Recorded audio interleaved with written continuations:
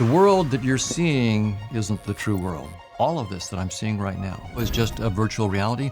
It's like you were born with a headset on playing a video game. That's your reality. But if you're the programmer who wrote the code for the game, you know that there's an entire world outside of it, and as the programmer, you can do miracles. And do you think we're getting closer to being able to edit the code? That's exactly what I'm working on right now. And we're opening up a realm of new technologies that are far more powerful than anything we've seen before, like time travel. And nuclear bombs will be like firecrackers. Will people suffer? So it's like Pandora's box. There's all sorts of nasty surprises, but they also could be miraculous. But either way, just in the last few months, it started to crack open. So let's talk about that. Okay, so Professor Donald Hoffman is the cognitive scientist pushing the boundaries of how we perceive reality. And how we can unlock our full potential as human beings.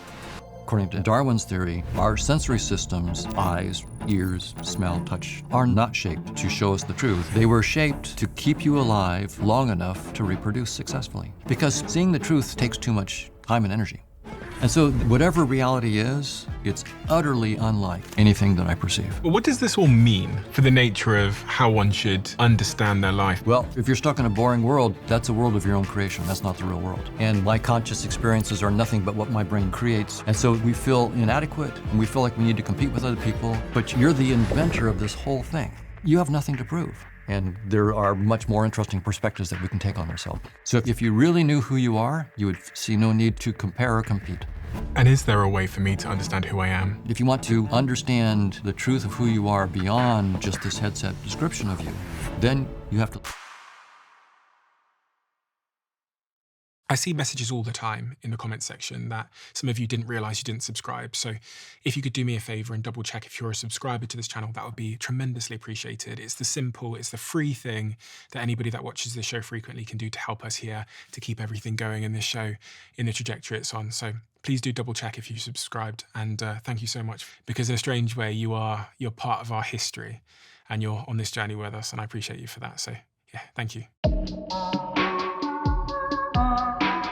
Professor Donald Hoffman, do you think that the listeners of this show, the people listening right now, understand the nature of reality and the world that they're looking at and see? I think that no one, even the most advanced professionals, really understands the nature of reality, and it's one of the big open problems and questions in science today. We all might have ideas. We might think we know something. Our best science suggests that our imagination is not yet big enough. We need to explore further. What is it that you believe is the big sort of misconception about how we perceive reality? Well, most of us think of reality as whatever is inside space and time. We actually know that space-time cannot be the fundamental nature of reality. And what is space-time? So everything that you see around us, right, the space between you and me, there's maybe 1 or 2 meters of space between you and me. That's what space-time is. All the stuff that we can see in our telescope, put it that way. If you can see it in your telescope, it's part of space-time. But we know our best theories of space-time, Einstein's theory together with quantum theory, tell us that space-time cannot be the fundamental nature of reality. There's a small, if you go small, so I can talk about a meter. Yeah. And then I can go to, centimeters, and then, millimeters. And then we can go, micrometers, and you can go smaller and smaller. At some point, you go so small that space disappears. It no longer even makes sense mathematically. It's 10 to the minus 33 centimeters. So it's actually not that, in my view, it's not that small. It's not 10 to the minus 33 trillion centimeters. It's just 10 to the minus 33 centimeters. And all of a sudden, our equations tell us space-time doesn't have any effective meaning. Is There's no space-time operational a proxy for the word reality in some respects? Well, for most people, I think it is. For most people, they think that space-time is the reality. And what I'm saying is, it's the reality that most of us have assumed is the final reality, and science is now telling us it can't be. It actually, and it tells us precisely at 10 to the minus 33 centimeters, 10 to the minus 43 seconds, the very notion of space-time makes no sense. Is that the same as saying that reality as I perceive it makes no sense? I'm suggesting, now as a cognitive scientist, not a physicist, we should think of space-time as just a virtual reality headset. That's the way we perceive in our game of life. And when you say space-time, you mean the the thing that I'm perceiving with my eyes and ears and senses right now. That's right. Even this hard table is just a VR object. And the whole setting that we're in here right now is just a virtual reality. And there is a reality entirely outside this headset that is open to science to explore. And we're finding stuff, which you might call obelisks, geometric objects outside of space-time. So this is all brand new in the last, since like 2010 or something like that, roughly. So do you believe that? Do you believe that everything I'm experiencing and seeing now is basically like equivocal to me wearing a virtual reality headset, and that there's something beyond the virtual reality headset? Completely, because I believe the science. And the predictions of our theories about space-time are so good. Now, I have to always be careful about what I'm saying versus, and I don't want to put words in the physicist's mouth. So when I say I think it's a virtual reality, that's Hoffman, that's not physics, right? Are you able to swap out the phrase space-time for reality? Or is that inaccurate? I think that whatever reality is, space-time is a trivial aspect of it. There's much more to reality than space-time. Space-time is all the reality. It's like a player in Grand Theft Auto. If all you've done is play in Grand Theft, and that's you're born with a headset on, and that's all that's your reality. But if you're the programmer who wrote the code, and you know the supercomputer that's running Grand Theft Auto, you know that Grand Theft Auto is a nice self-contained world, but there's an entire world outside of it that's utterly unlike Grand Theft Auto. It's a supercomputer with diodes and resistors and voltages that are being toggled. And when some dude is turning his wheel to drive the car, what's really happening when he turns the wheel is that millions of voltages are being toggled in a specific order in some computer. And it has to be exactly that right sequence for the thing to work properly. And the guy that's turning the wheel has no idea what's going on. There's this other whole realm utterly outside your imagination in Grand Theft Auto.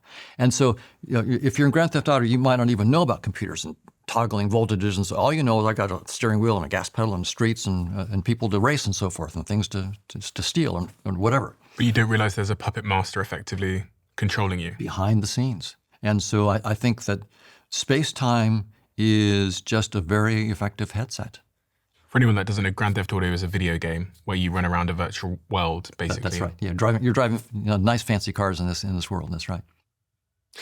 So everything I see right now is a projection that I've made on the world, my world, in order to help me to survive. And my brain is not showing me things that it doesn't think I need to see because they won't be conducive with survival, because they are cognitively, in terms of like how much fuel and energy they would require to process and think about, they are cognitively inconsequential, or like it would be inefficient for me to spend my cognitive power to see those things. That's exactly right. And for a lot of people, I think that's counterintuitive, because they would say, look, evolution is about making you fit so that you can live and survive long enough to reproduce successfully. And surely evolution should do that by making you see the truth. I mean, if you see the truth, then you're going to compete in the game of life much more successfully than if you don't see the truth. So what are you talking about this headset nonsense for? This is not a headset. This is the truth. I mean, and evolution should shape us to see the truth. Now, I think that's what most people would assume. And in fact, very intelligent experts in the field assume that. And I suggest otherwise. In fact, we have mathematical proofs otherwise. If you look at evolution, Darwin said, look, we need to think about a gradual evolution over time of these species, maybe from very, very simple ones to more complex ones.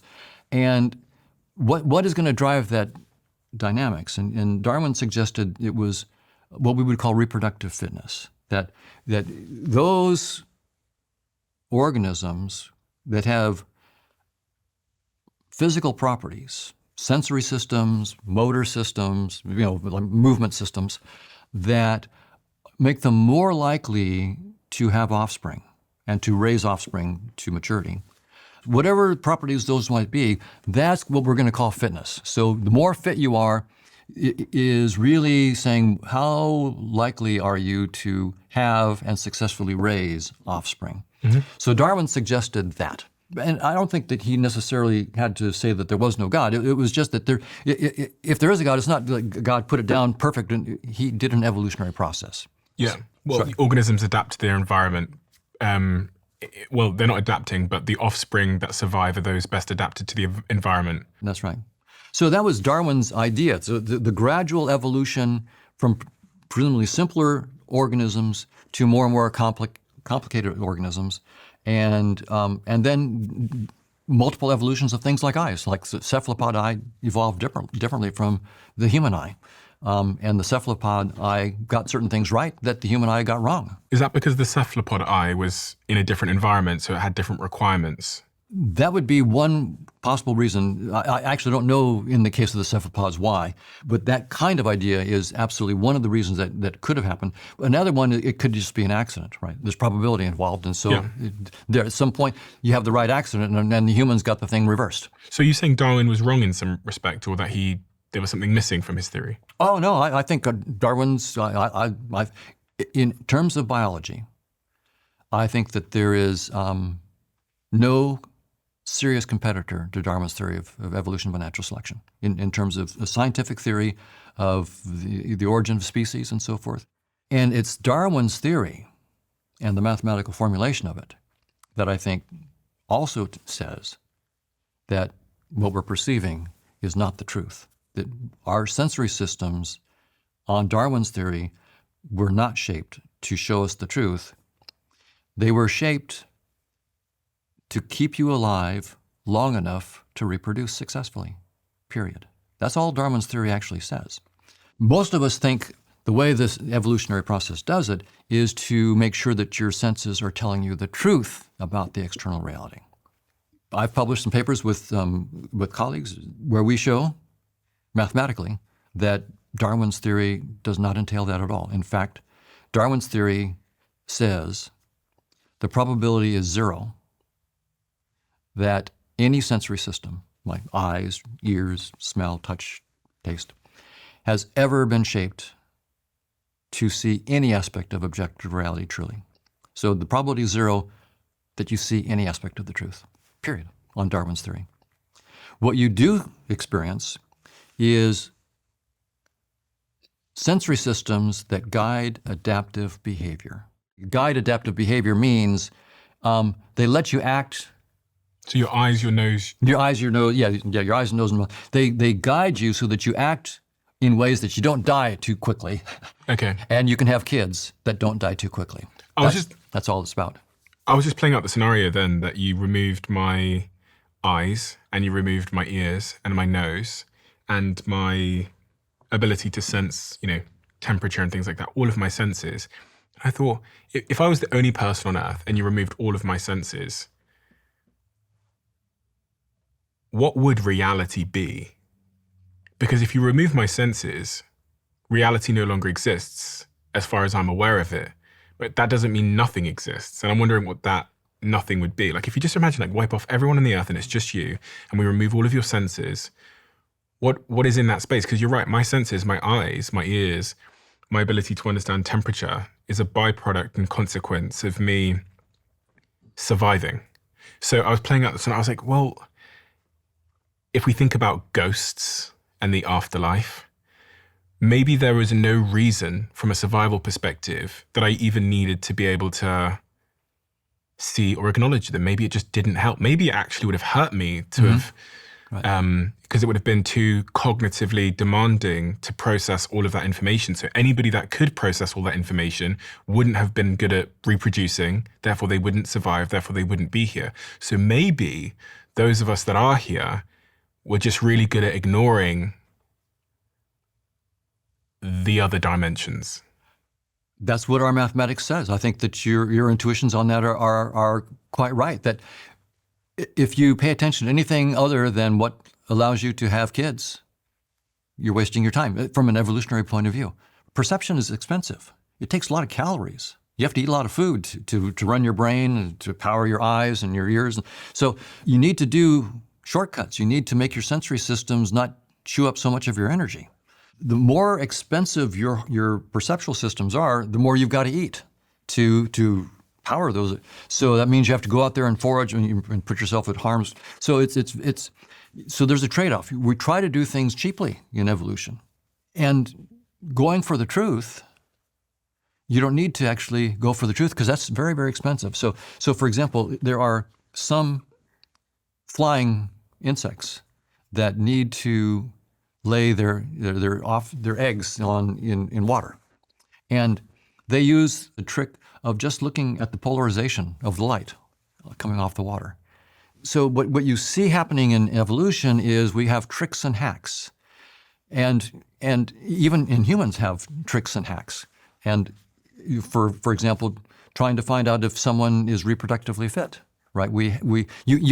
I can't actually look at your DNA and go, well, okay, he's got an A, C, G, and T, but he's got a C here where it's supposed to be a T, or I can't look at your DNA. So what do I look at? I have to look at your what I can see of your body and your voice and so forth. So one of the most compelling arguments for the fact that we aren't seeing reality as it is, and we're actually only seeing what we need to see in order to survive, is when you look at, as you were saying, as how different animals see the world. And can you just give me some more examples of different animals that see the world completely differently? I always think about bats. How do bats see the world? Because do they see colors like we see them and objects like we see them? No, bats use echolocation. They'll send out little bursts of sound at very, very high frequencies, and then they have these big ears that capture the returns. And Just looking at their sensory system, it says most insect-eating bats use echolocation, as you said. They emit high-frequency sound waves and see by listening to the echoes bouncing off other objects. That's right. And this gives them some kind of sonic map of their surroundings, helping them to navigate and effectively see in total darkness. So you imagine a bat. Right. Like then, if a bat is sat there thinking that they understand the nature of reality, when it's actually just a map of how the sound waves bounce back, they, I imagine, don't have the same, they have a completely different perception of what reality is to us. And therefore it would be quite ignorant to assume that we as humans are seeing reality as it is, when just like the bat, we've probably adapted to our environment and built senses, eyes, ears, touch, that helped us to survive. I would agree with you, but some of my colleagues would disagree, and they would say humans are much more complicated. And surely bats and so forth, they have to have all these shortcuts, and they don't see reality as it is. But we've evolved further, and we're closer to the truth. From my point of view, what I see, this table and this cup and so forth, is just a convenient fiction. Whatever reality is, it's utterly unlike anything that I perceive. Utterly.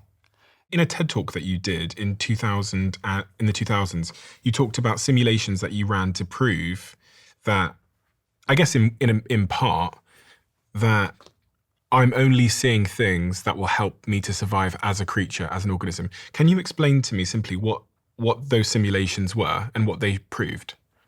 Well, yes, in our simulations, and this is before we had theorems. So we did simulations just to see if the ideas were working.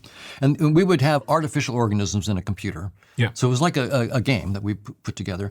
And we would have a world, and we would let some organisms actually see the true state of that world. So they were the truth organisms. And then we'd have other ones that only had like a headset, an interface that only could see not the truth, but just some little bit of information that could guide adaptive behavior. That would help them to survive, reproduce. Survive, yeah, and reproduce. That's right. What we found was, for a wide range of conditions of the algorithm, the organisms that saw the truth went extinct. They weren't able to compete with the ones that didn't. And one of the things that came out of it was seeing the truth takes too much time and energy. It's complicated to see the truth. And if you have a simple trick that lets you do the same thing without having to have a deep insight, then you can get the same benefit. You can get the benefit without having to put all the effort out. I can give you a concrete example of an organism that does this. That's pretty funny. So there's the jewel beetle. It lives in the outback of Australia. It's dimpled, glossy, and brown. The males fly, the females are flightless. So the males are flying around, of course, looking for an eligible female. It turns out that men in the outback tended for a while, we're drinking beer with these bottles that were also dimpled, glossy and brown. They throw them out into the outback, and they turned out to be dimpled, glossy, and just the right shade of brown to grab the attention of the male jewel beetles. They're actually on the bottle. They're full body contact. They're crawling all over it, and they still think it's a female. So how much do they know about their women? Very, very little they know about their women. A female is something dimpled, glossy, and brown. Apparently, the bigger the better. And that's what a female is. So you can see evolution didn't give these male beetles much insight into their females. They gave them just enough information to successfully reproduce, period.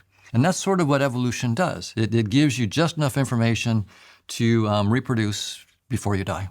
So they're all making love to this beer bottle because right. they can't tell, they can't see That's right. reality. They can't see that this isn't a woman, this is a beer bottle. That's right. That's one of the more humorous examples of what evolution has done. It does things on the cheap, and that includes human sensory systems. So it's very humbling. We're not the epitome, and what we think is human appreciation of the deep truth of reality is just our little headset. What we experience and know is trivial compared to whatever reality is. Absolutely trivial. We know 0% of reality. And by the way, our scientific theories will always and forever explain 0% of reality because they have to make assumptions. And every theory, scientific theory, has to make assumptions. And so we're going to have we'll have, in principle, an infinite sequence of theories with ever deeper assumptions, and we'll never get to the bottom. And since it's an infinite sequence, that means everything we got so far is 0%. So I'm a scientist. I'm all for science. I encourage young men and women to go into science. I think it's a great thing to do. But just know that all of our theories will comprehend 0% of reality. You know, people talk a lot about how their pets or other animals are able to see another dimension. Sometimes people say things like, my dog started barking at this, or I had cancer, and there's dogs or animals that have been able to, they believe, spot certain diseases inside the human body. And when you look at the sort of sensory faculties of these dogs can hear frequencies up to 65,000 hertz, whereas humans can only go to 20,000 hertz. Dogs have up to 300 million olfactory receptors. Yes. Humans just have 5 million. And some animals like cats can see different sort of frequencies of light. So it does beg a question. You know, if it's possible for an animal, an organism, to see the world in a different depth and width than us, right, what happens if you go further? Right, absolutely. There are some that can detect electric fields. So some fish can detect electric fields. Some birds, I believe, can see the polarization of light. And some insects, of course, use polarization of light to find where to lay their eggs. So, and we can't do that. So yeah, when we start to study other animals, we see these remarkable abilities. Interesting. And what does this all mean for the nature of how one should understand their life? Because I guess the way that we perceive the world causes us so much suffering or joy, depending on how we perceive it. Is there anything, people, from all of the work you've done and the books you've written, that people can bring into their lives to help them live better lives with this understanding of the world? First thing to note is that the world is far more interesting and varied than you can imagine. So if you think the world is a boring place, it's not. Your imagination isn't big enough. Whatever reality is, it transcends anything that you could possibly imagine. Spiritual traditions basically often say there's more to life than what you see inside space and time. There's something beyond. And I've been sort of pointing to that myself in my own way. I'm saying that scientific theories always have assumptions, so there's an infinite number of scientific theories that you can have, and you're never going to get a scientific theory of everything. What am I saying? That there's something beyond science. As good as science is, I'm saying there's not only not a theory of everything, the best theory we'll ever come up with is 0% of reality. So that leaves all this room for what the spiritual traditions are talking about, that there's something that transcends science. there is a way of thinking about this that I think is very illuminating, and it's about the intersection of science and spirituality. I'm a scientist. Who am I? I am someone, and I'm one of many someones, other scientists, who can create theories, and in principle, ever deeper theories, and there's an infinite sequence. So who is the I that can do this? No theory that I can come up with is the final description of that I. In other words, the I that is doing all this theory building is the I that is real, that is making these theories, and that utterly transcends all these theories. And that's a spiritual point of view. So what does that mean? You're God? It means that whatever you are transcends any description. And that's what a lot of people say God is. Suppose I give you something you've never tasted before, like a piece of mint. And actually, I don't know what mint tastes like to you. I assume that it's like what mint tastes like for me, but I don't know. This is called learning by ostensive definition. And so we have this game where your experiences are your experiences. And you actually didn't need anybody else for those experiences. All you needed me for, or your parents for, is to give you a name for what you already knew. And you create this world, and all we do is tell you how to talk with me about what you've created. And I don't know that your world in any way resembles my experience. It's quite possible. And do you think there's ways that we cause ourselves a lot of anguish and pain and mental health issues because of how we perceive the nature of reality to be? That we could potentially, I don't know, give up or rewire ourselves on to have a more fulfilling, more grateful experience of life? Completely. I think that's very, very important. And it's a natural consequence of what we've just been talking about. Almost all of us think of ourselves as an object in space-time, only here for a short amount of time and will soon die. When I say you transcend any scientific theory, that means the theory that I am just a 160-pound object in space-time is just a theory, and it's not the truth. That's not the truth about who I am. That's just a theory that I have, because space-time itself is just a theory.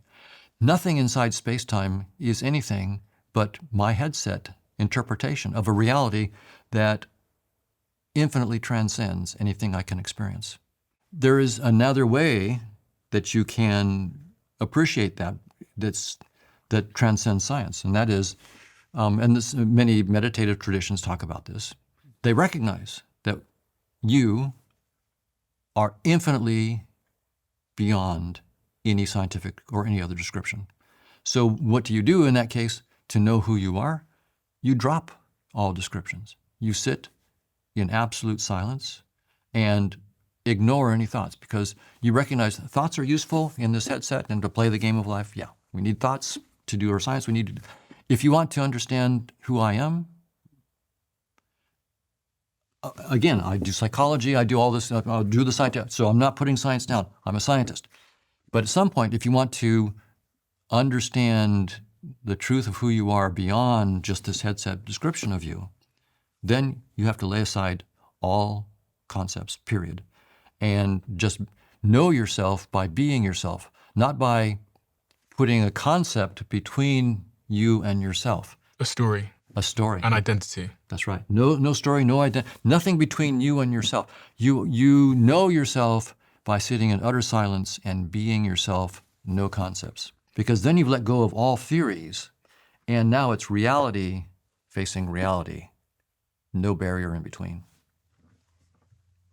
And that requires you to realize that your identity, the stories you believe, the labels you've given yourself as CEO or social media manager or manager or director or head of department, all of these things are just, in fact, labels you've given.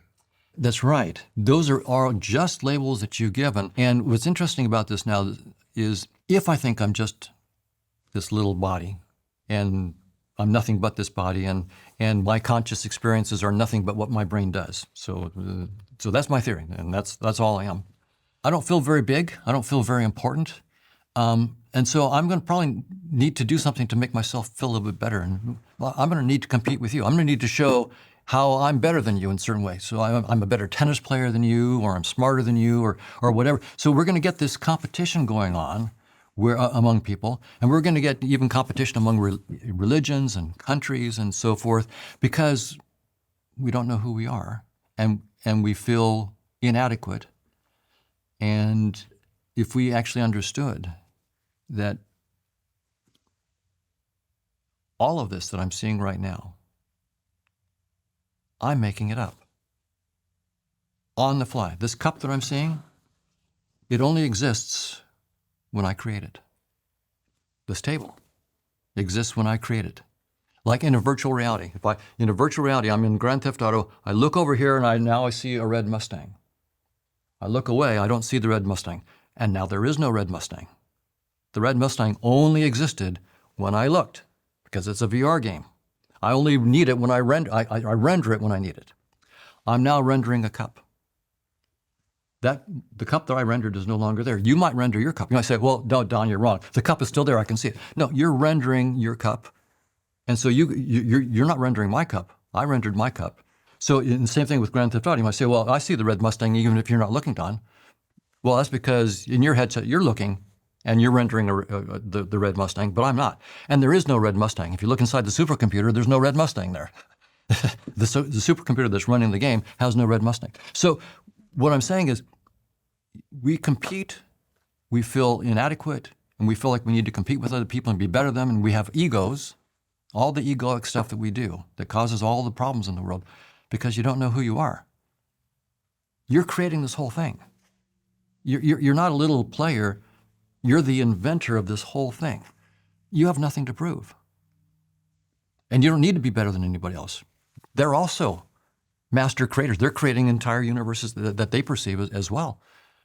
And my own take on this is that you and I are really the same one reality, just looking at itself through two different headsets, two different avatars, and having a conversation.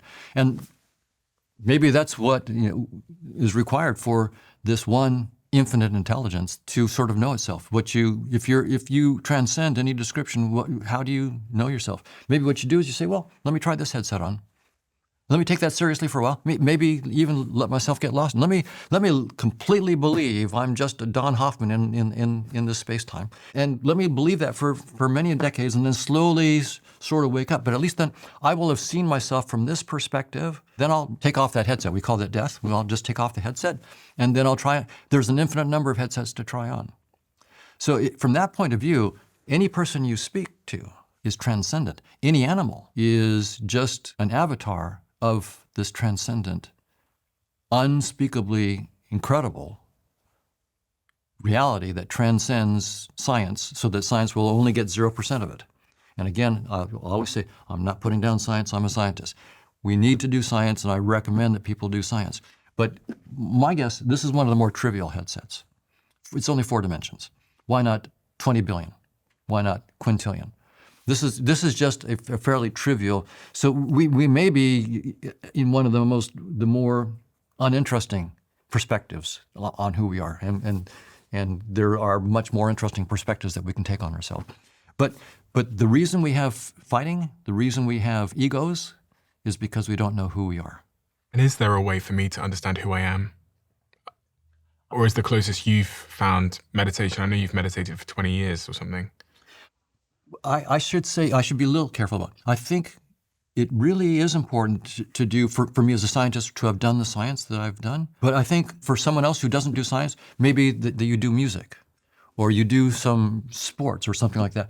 That is a concrete way of knowing yourself through a perspective, and that's really important. And since we have billions of people, and then there's untold other kinds of animals and insects and so forth, this one infinite intelligence, whatever it is, has decided, I want to look at myself through the lens of a mosquito, and now of the bumblebee, and now of the jewel beetle that can't even tell a bottle from a female. I'm going to look at myself from this panoply of perspectives. So you're almost implying there that there's this one consciousness, and it's just using different organisms potentially as vehicles to understand itself and the nature of reality. That's right. So that would mean that me and you are the same consciousness, but you were born as a scientist in America and I was born as an entrepreneur in Botswana with different perspectives in order to understand the reality, which means that we're basically the same, That's right. the same consciousness, the same super intelligence or whatever, just manifesting as different eyeballs in different places. That's my view. And certain religious traditions do sort of hint, almost say that exactly. Like Jesus in Christianity, in like Matthew 25 says, I was hungry and you fed me. I was thirsty. You gave me something to drink. I was a foreigner and you invited me in. I was sick and you helped me. I was in prison and you visited me. And people, he says, asked him, when did we do that? And he said, whenever you did it to the least person, you did it to me. So Jesus is sort of hinting at this. There's no difference. The reason to love your neighbor as yourself is because your neighbor is yourself, just with a different headset. And the only reason we have problems is we don't realize how incredible you are. So you are that which is creating this VR simulation with all of its beauty, all of its complexity. All the complexity is you, and you're doing it effortlessly. Now, for my neuroscience colleagues, they will say, Don, it's not effortless. You've got 86 billion neurons in your brain.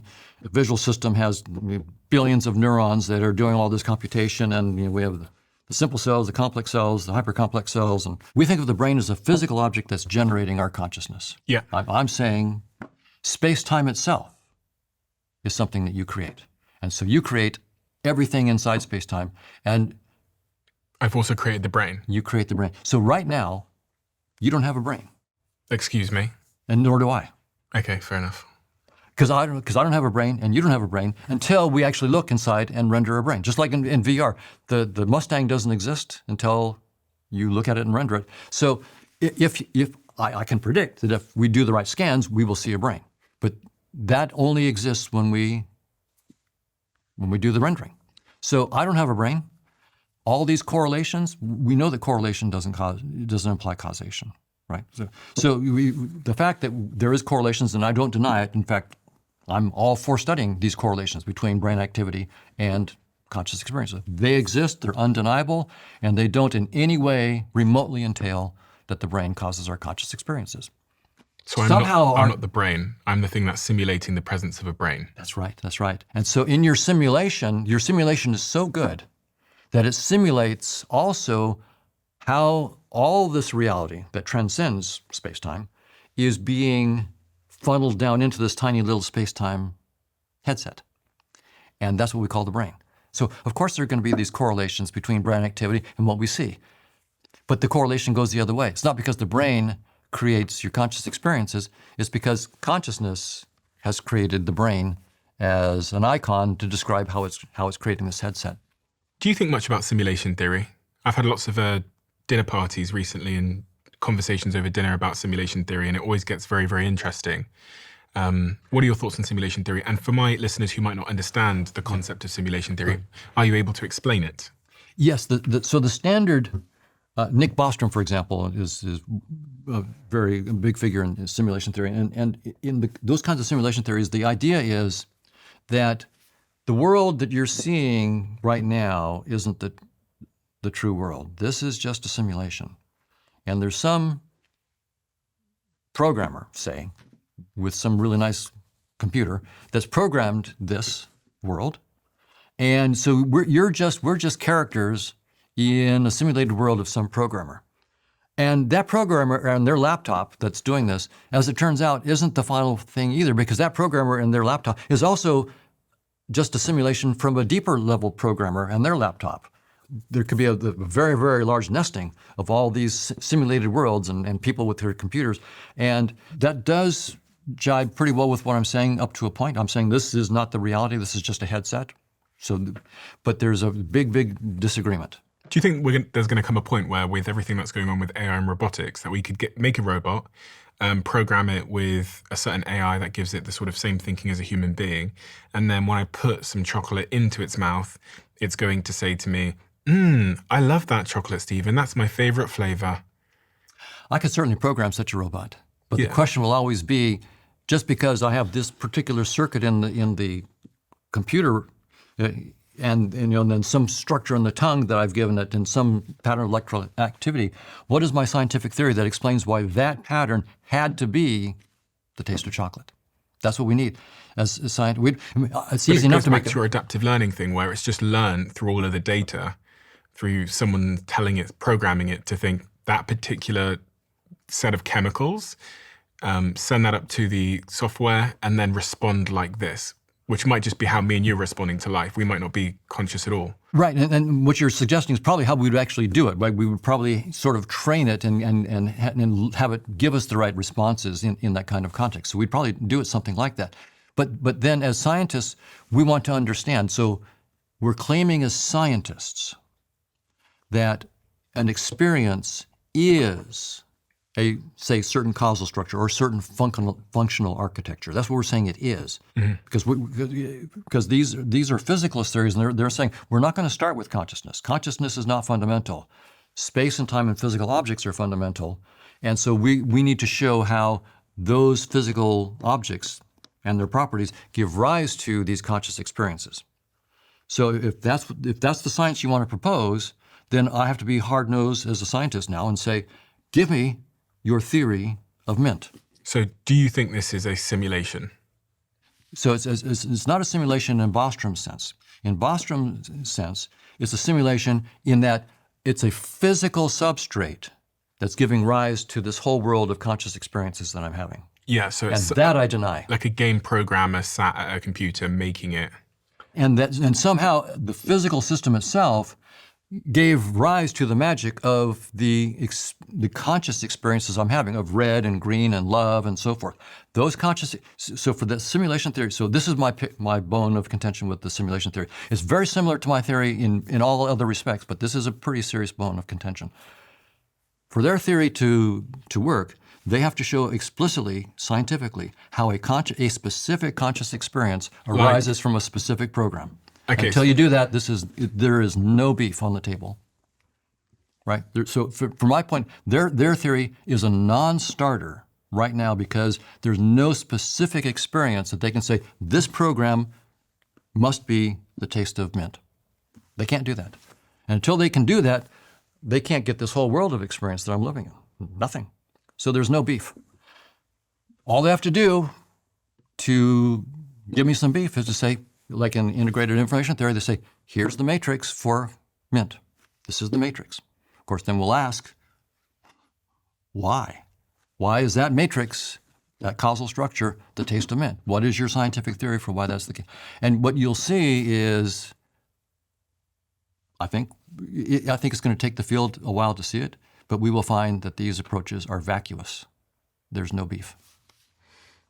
When you ask people what the meaning of their life is, they'll often say things like it is, maybe they'll say to raise children, maybe they'll say they want to improve humanity, they want to cure a disease, they want to help society in some way. But through the lens of reality that you see the world and that you believe the world is, what becomes the meaning of life, Donald? That's a great question.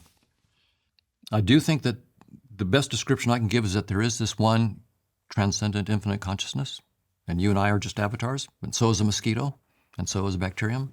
And all are equally interesting and important, and all are different perspectives, just different headsets. There's the mosquito headset, there's the jewel beetle headset, there's all these different headsets, and I'm in the Hoffman headset, happen to do science. I'm not good at art, I'm not good at music and so forth. I have my particular talents and inabilities in my headset. So I'm here to experience the Don Hoffman perspective on things. Why? Because that's perhaps the only way the infinite can know itself is through an infinite number of perspectives. It transcends any particular perspective. So why not get lost in the Hoffman perspective and a jewel beetle perspective and all these different perspectives And that's the only way to know yourself. But it's always the one consciousness that's knowing itself through an infinite number of varieties of experiences, of headsets. And did someone or something create that one consciousness? Now I'm above my pay grade. It's that's no. That's of course the right question, and it asks for an explanation.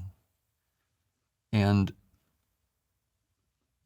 the only explanations we have are either mathematical or scientific or both. The only really deeply serious, testable. But even informal explanations make assumptions. And so I'll have to say that you're asking a question about an entity that transcends any description, namely who you really are and who I really am. And I think you can know the answer to your question in one way, and that is dropping all concepts and just being with your being. You are that. You are that. You don't need to attain anything. You don't need to achieve anything. You're that right now. So there's no effort. There's no need to get better at anything.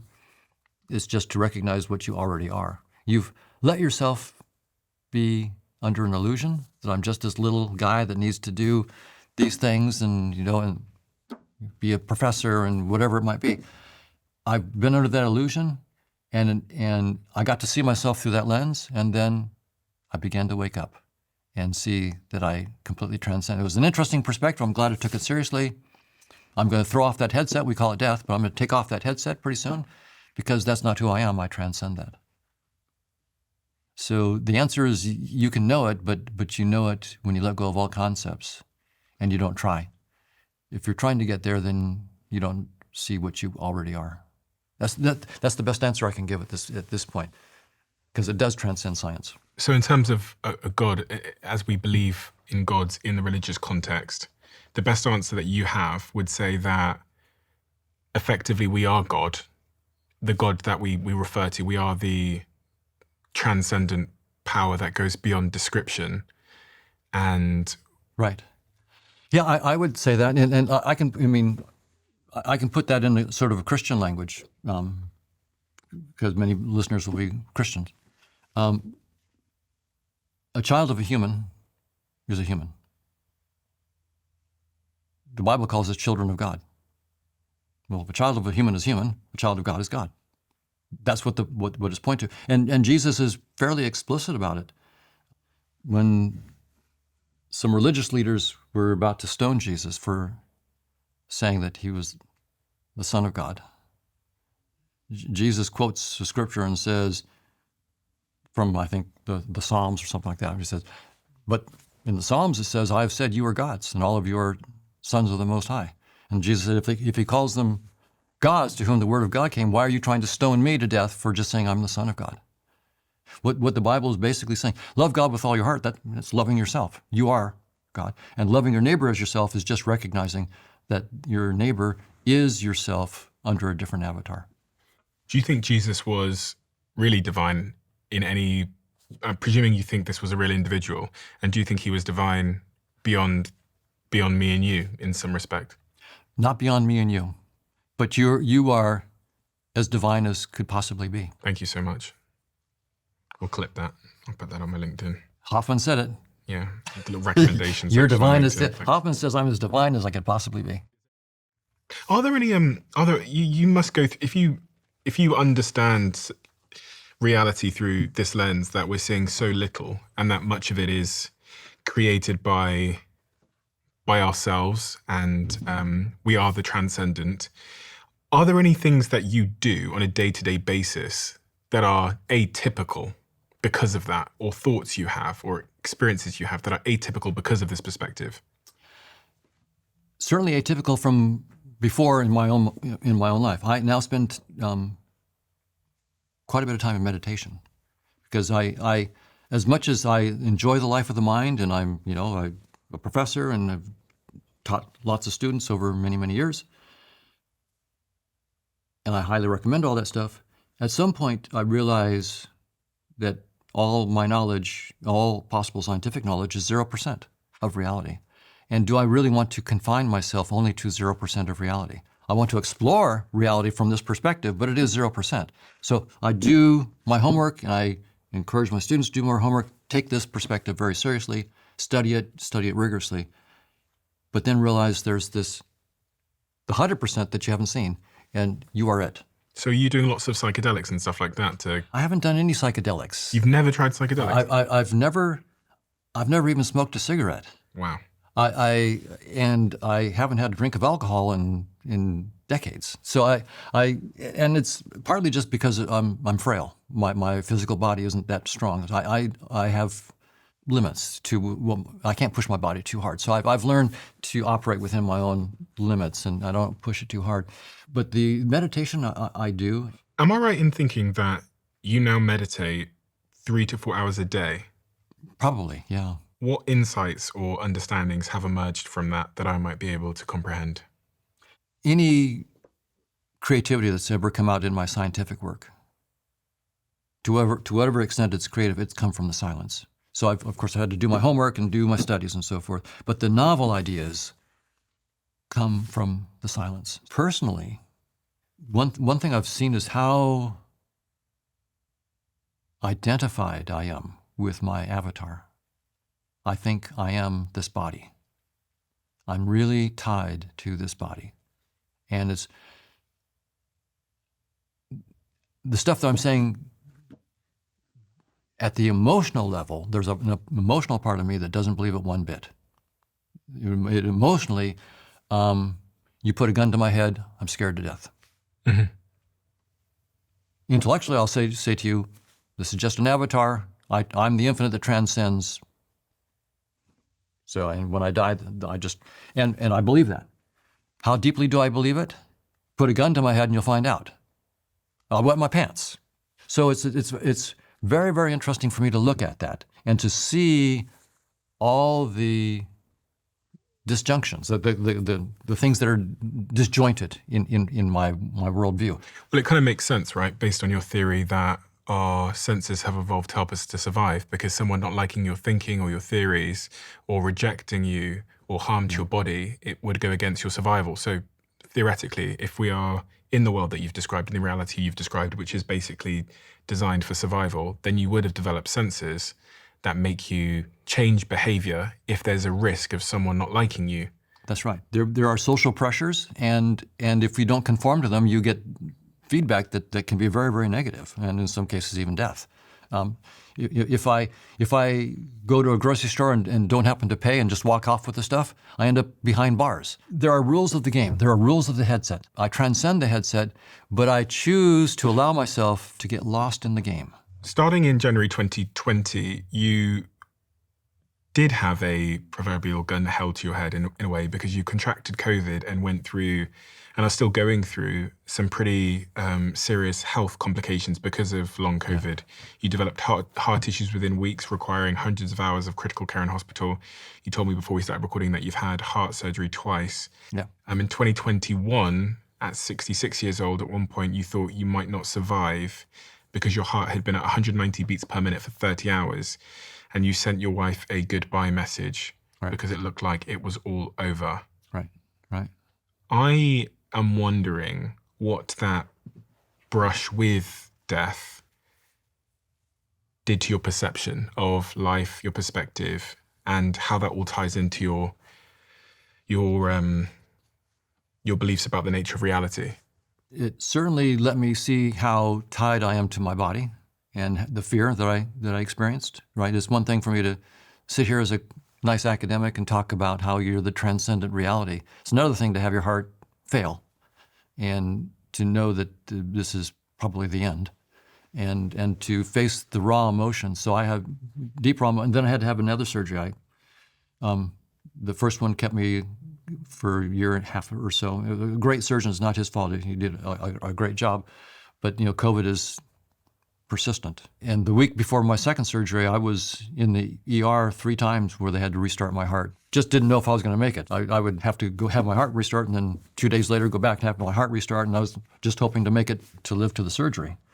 And even now, I wouldn't be surprised if the heart starts to go bad again. So that takes us out of the abstract academic realm into something very, very concrete. Now, on how do you deal with the fact that you really don't know from one heartbeat to the next?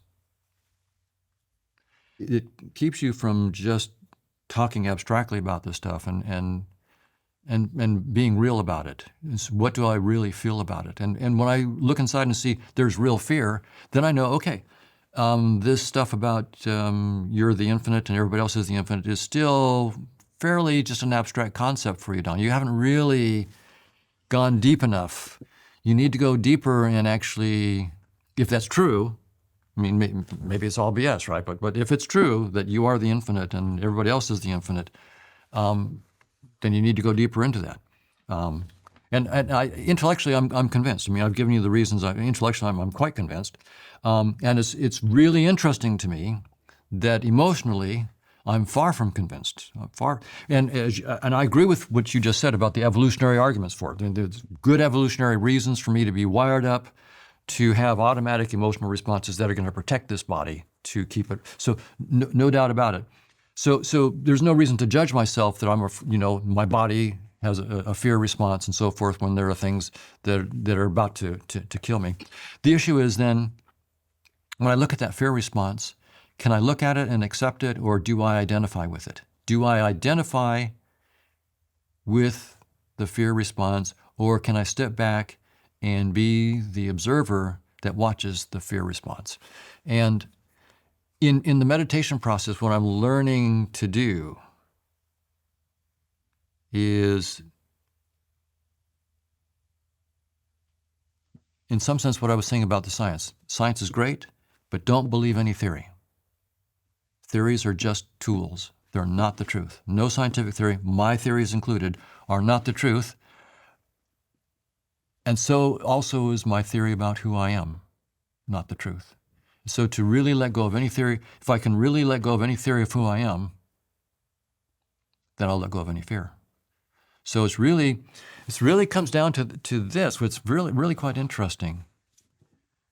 We will each die. That's incontrovertible. So any attachments I have to this world will cease.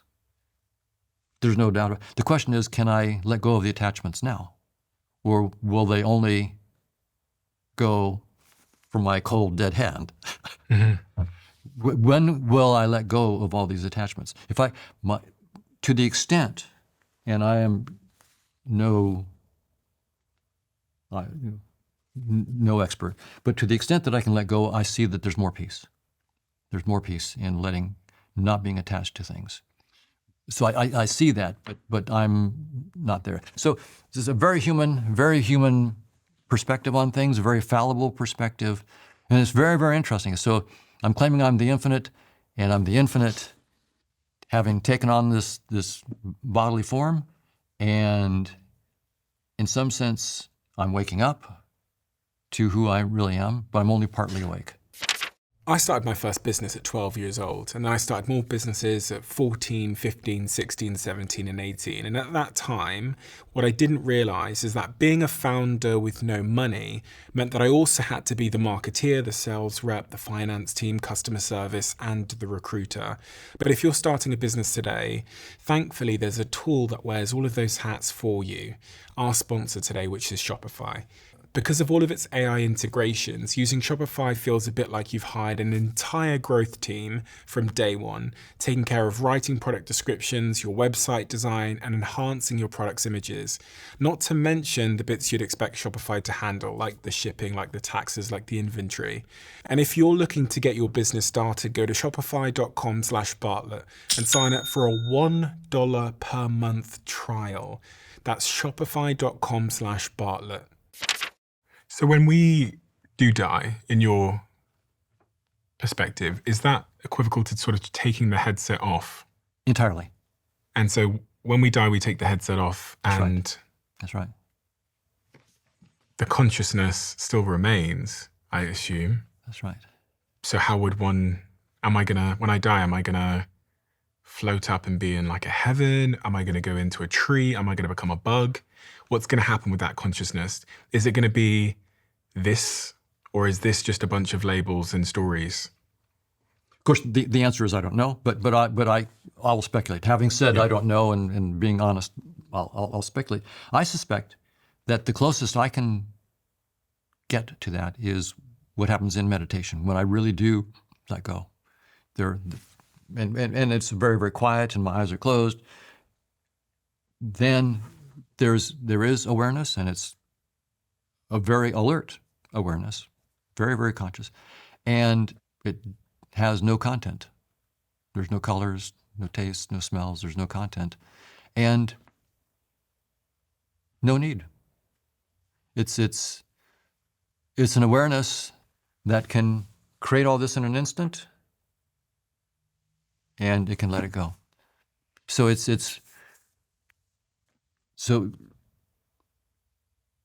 is the closest you can get to answering your own question is really just to sit in silence. And it's hard because the thoughts will come and come and come, and letting go of all thoughts is the difficult one. But when you do that, then I think that's the closest I can give to the answer to your question. We spend a lot of time debating whether this God is real, or whether this thing is real, or whether horoscopes are real, or whether Right. this spiritual belief is real, or karma, or dharma, or reincarnation. Right.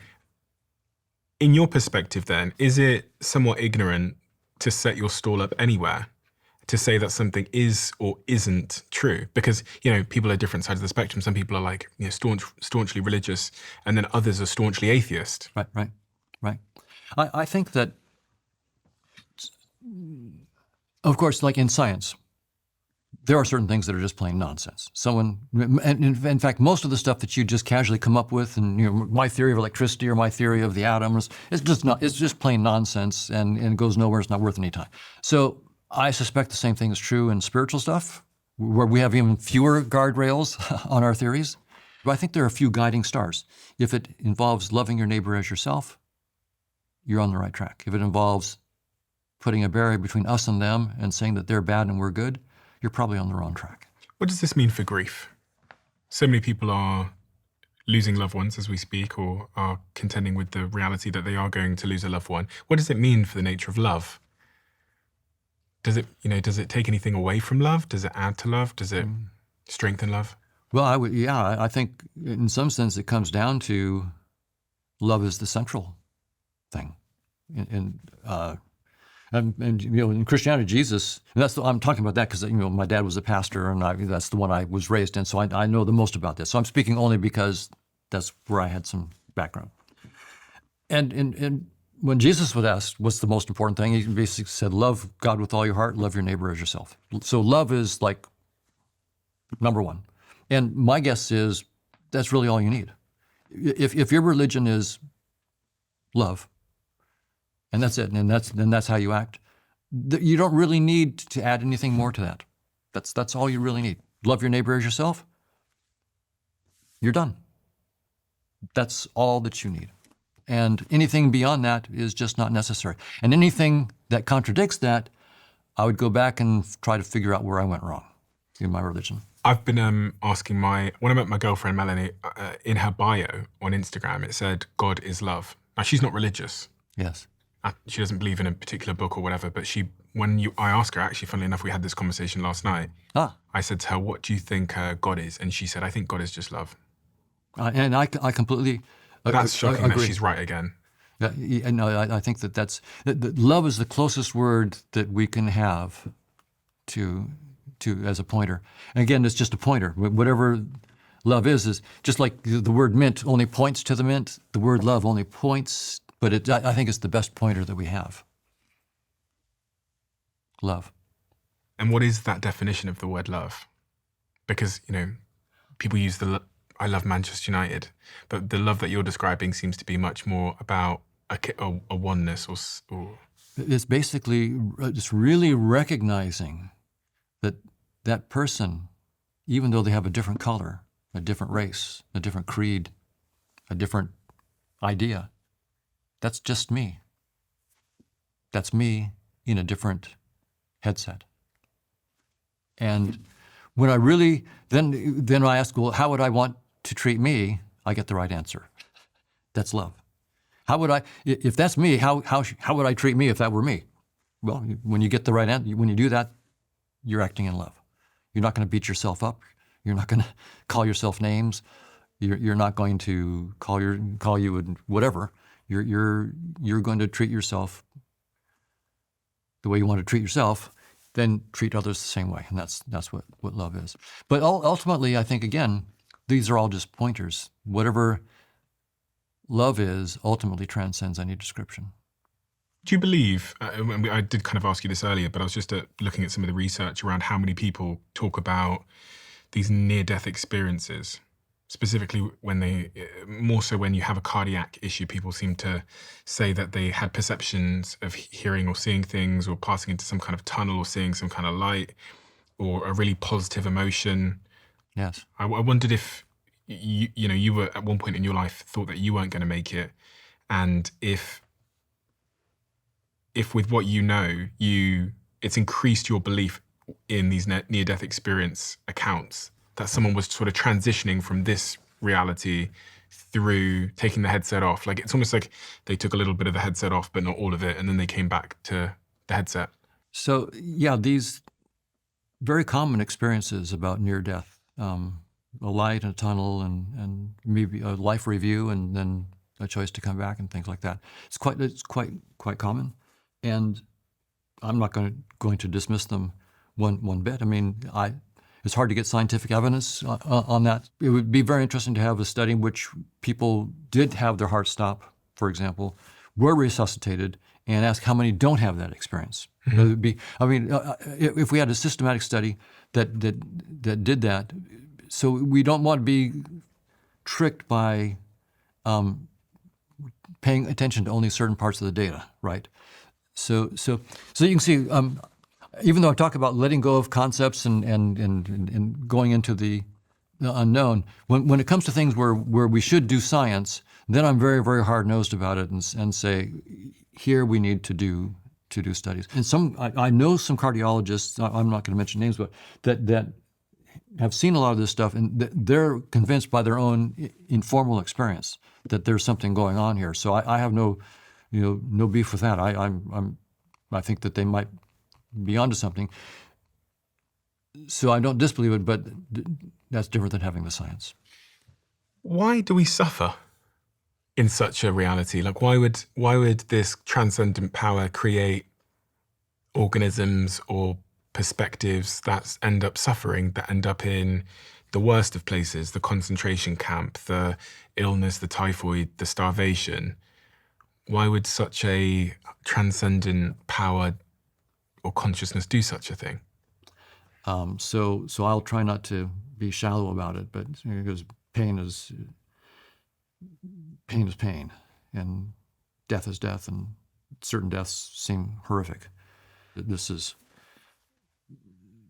a profound question. I always feel like I'm risking being trite and so forth, because this is anybody who's had serious pain knows that you just can't play with this stuff. It's when you're in that pain, it really, and when you're with that fear, it's.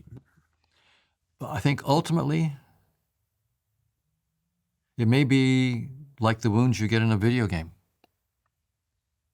You get the wounds, your avatar gets killed, and you're upset about it in the moment because you're losing the game and so forth. But then the game's over and you're fine. Ultimately, you're fine. But that experience, I don't want to be in that experience. It's striking that in Christianity, the deepest symbol of God is horrific, a crucifixion. It's absolutely the pain. It's just not like a little shot to the head with a gun or something like that. It's making it as painful and as drawn out and as horrific as you could possibly do. And that's when you see the cross, that's sort of, so your question is right at like the heart of Christianity. It's putting that right there. And it's saying the perhaps the most horrific way you can imagine a person dying.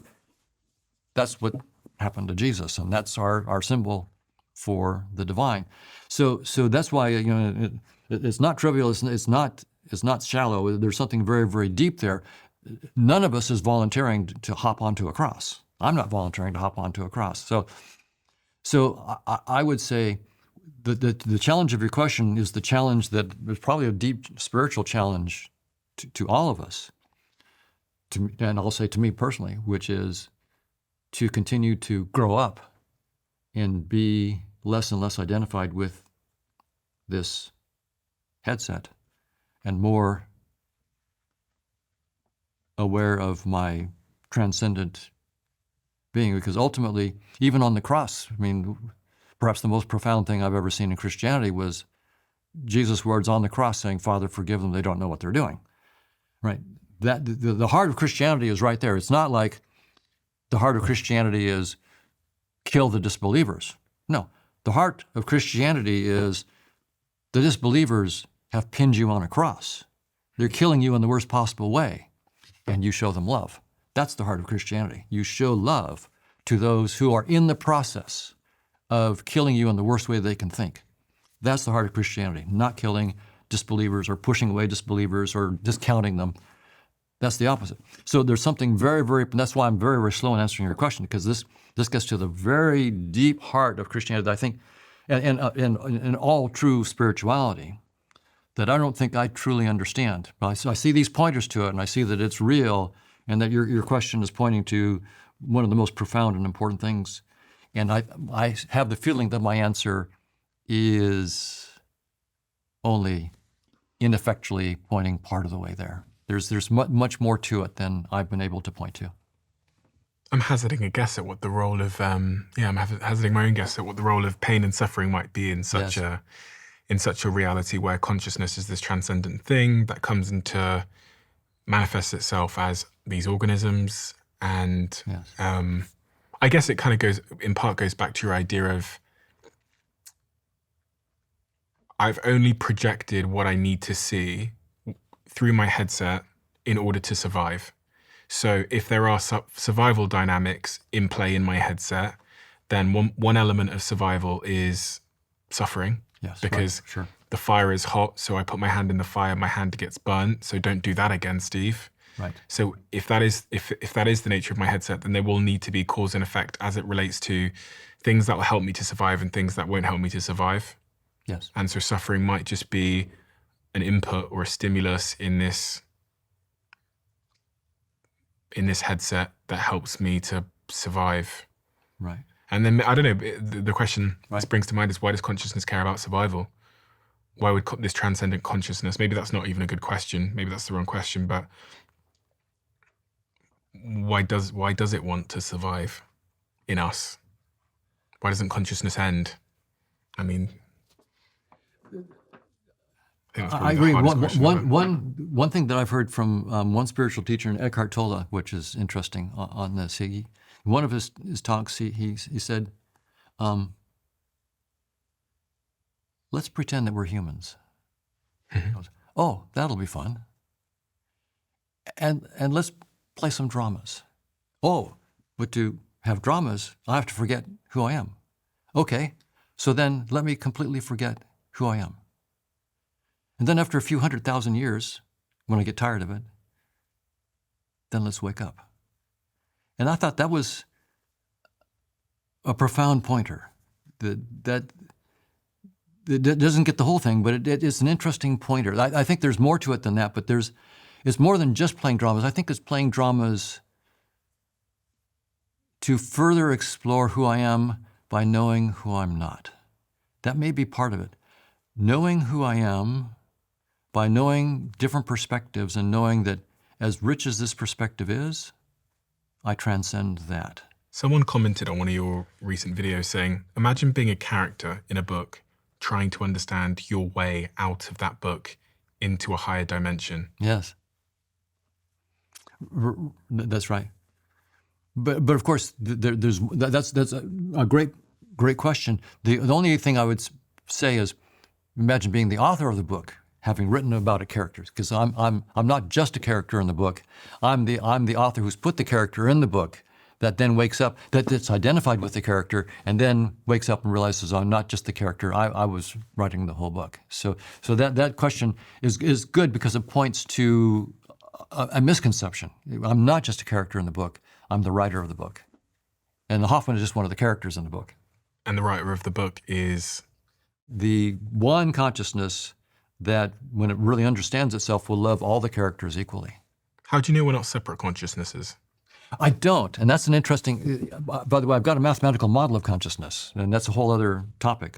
So you can either play the game here. We're understanding how is physical world and consciousness related. How are those two things related? Most of my colleagues say physical world is fundamental. Consciousness emerges when bright brain activity happens. So when neurons Fire in the right way and so forth, for Okay. example. Now, as a scientist, I always, at these conferences, they know what I'm going to do to them. I say, so you claim that conscious experiences come from integrated information. Give me one. Give me an experience. And they can't. Can they not say, well, look, I'm looking around right now and that's coming from neurons in my brain in a physical substrate? Yeah, they'll say that, but they know what I'm asking. What I'm asking for is, I say, give me the specific pattern of neural activity that must be the taste of mint. Okay, right. So It must be the taste of mint. and they give can't me spot the sequence of neurons or physical interactions that cause me to taste mint. That's right. So there's a big gap there. And then they have to explain why that particular pattern. So first they have to identify the pattern. This pattern, Yeah. with this, say, integrated information pattern, must be the taste of mint. By integration information pattern, you mean like this combination of things coming together causes mint. That's right. They can't tell me the combination and they can't tell me why that combination. Glasses of mint. So it's basically cause and effect. They're saying something happened here, and then they're seeing an outcome, which is an experience, but the gap in between, they can't explain. That's right. And sometimes they'll say that the conscious experience just is the dynamic, whatever the physical dynamics is. Okay. But even then, the question is, why is this particular dynamics associated with this conscious experience? Okay. And for principled reasons. No, in science, we tolerate no BS. No BS. There's got to be a concrete reason. And that's why I put a big zero. I do this at the conferences, knowing that I'm one of very, very few non-physicalists at the conference. And I know that the physicalists are out there, and I say, you guys have got zero, right? They have a chance. Floor is open. Tell me I'm wrong. And I'm not. They know it. So start with consciousness. Yeah. Now, I'm playing a different game. I'm saying all this physical stuff. So there's lots of physical stuff. There's space and time. Einstein's special theory, general relativity. There's all the bosons and fermions and the leptons, bosons, leptons, and quarks of the standard model of particle physics. You're saying, spiritual guys, that you can start with a theory of consciousness, mathematical, and you will give me all of space-time equations. You'll give me quantum field theory. You will give me the standard model of particle physics. How many points have you put on the board, guys? What have you done? Can you give me what pattern of conscious agent activity must be a photon? What pattern of conscious activity should be the structure of space-time, or a boson, or a lepton, or a quark? No points on the board. So you can look at that and go, from that perspective, it's equal. There's no points on the board in either team. So I've got a theory that I call conscious agent network theory. I'm working on this with Chetan Prakash. How long have you been working on it? You've got a book called Observer Mechanics there that was published in 1989. So I've been on this for 40 years, almost about 40 years. What do you think you're going to find when you? What do you think you're going to prove with your theory of consciousness? I think we can put some points on the board in the following. I think we can start with the theory of conscious agents. I just presented a talk Friday, and we proposed what light is. We proposed why the speed of light is the same in all inertial frames. What does this mean? You've got to simplify this for my 16-year-old brain. Right. So if I'm on a train and the train's going 50 miles an hour and I throw a ball and I can throw it maybe 20 miles an hour, then in some sense the ball is going 70 miles an hour, right? Right. And that's the way things normally work. But if I have a flashlight and I flash, the light is going at the speed of light, which is about 186,282 miles per second. It's pretty fast. If I get on the train and have the train, I take my flashlight and go like half the speed of light on the train. So I'm going really fast. This is a fast train. And I turn on my light. And I'm here outside. I'm looking at the train going at half the speed of light, and someone's turning the flashlight on so that the light is going at the speed of light. How fast is that light beam going to look to me? Because I'm standing on the side. And the train is already going at half the speed of light. So how fast is that light beam going to go? The speed of light plus half the speed of light. That's what we would mostly think, right? And it turns out, no, it goes the speed of light. If you have mass and you're not moving at the speed of light, and we try to accelerate you to get to the speed of light, you'll never get there. There's a speed limit. You can't get there. So that's really counterintuitive, right? But Einstein said, this is my fundamental hypothesis on which I'm going to build my theory of space and time, is that light, no matter how fast you're moving, always moves away from you at the speed of light. And also that there's no special observer. There's no, what we call no special inertial frame, but no special frame of reference in which to look at things. All frames are equivalent. So the question is, how do I start with the theory of conscious agents? Which is? That's a good question. So what is a conscious agent? I'll say it's mathematical, and I'll only talk about one aspect of it. It's complicated, so I'll talk about only one essential part of it, and that is, if you are conscious, you have experiences. Like I can experience, keep it real simple. I can experience colors, red, green, blue. Keep it very, very simple. So imagine a very, very simple conscious agent, and what it can do is experience three colors, red, green, and blue. That's all it can do. Like me. Yeah, of course, you have a much richer set of conscious experiences, but you include that kind of observer, right? Sure. Because you can do red, green, and blue.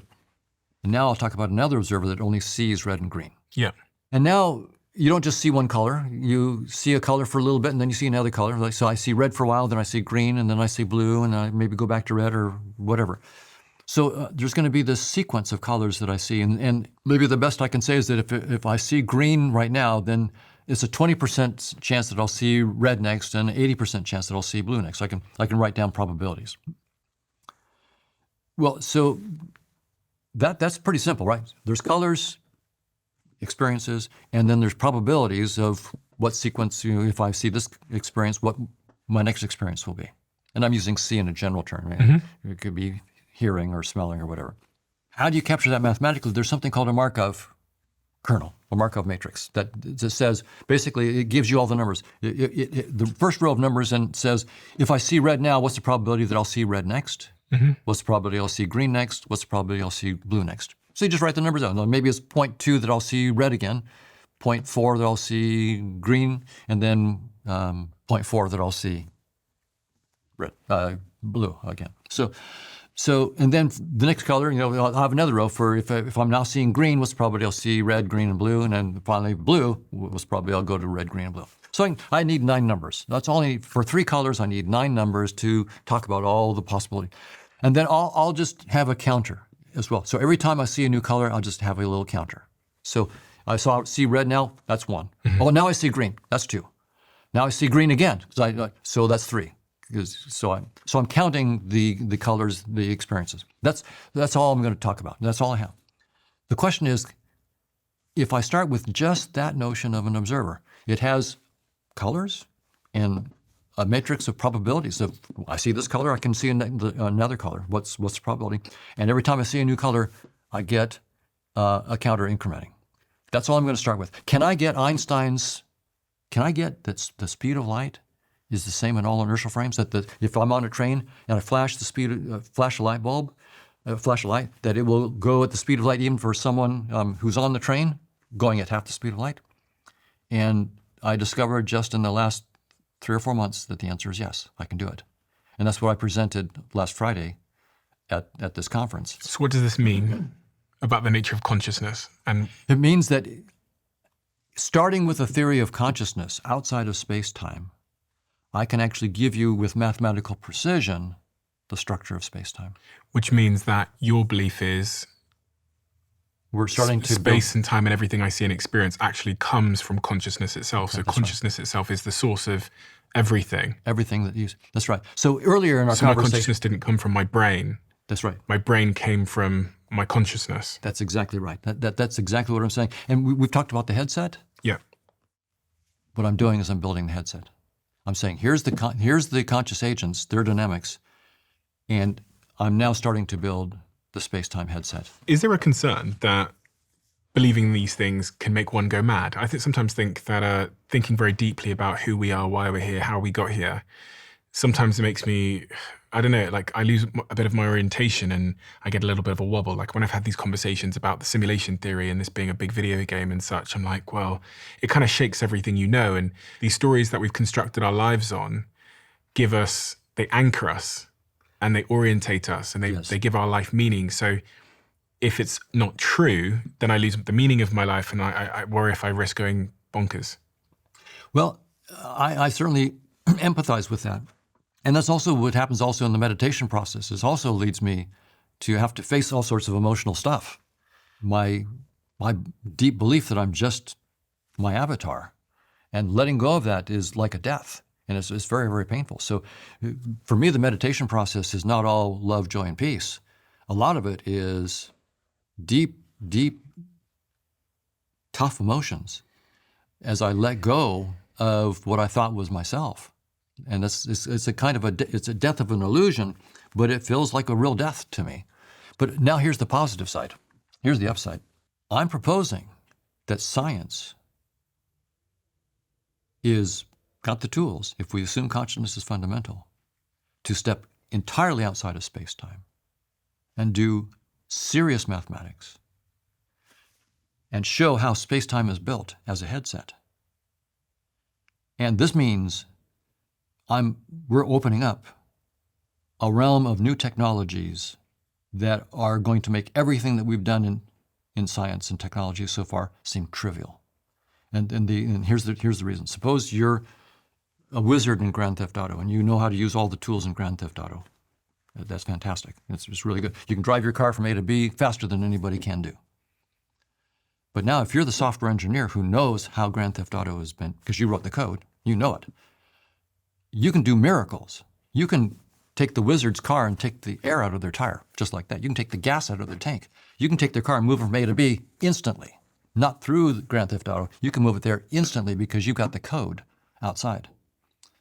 What I'm saying is, this is real. I started now to really believe this. When I could get Einstein's space-time coming out of this, I got light, and I think I've got an electron now. I think we're reverse engineering the headset.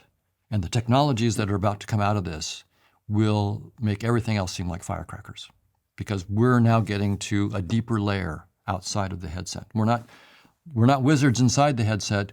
We're the software engineers that are making the headset, and now we can play. So for example, right now, the nearest galaxy, the Andromeda Galaxy, is 2.4 million light years away. If you hopped on a spaceship and tried to send your offspring, it would take, I don't know how many, thousands of generations, I would guess, to get there.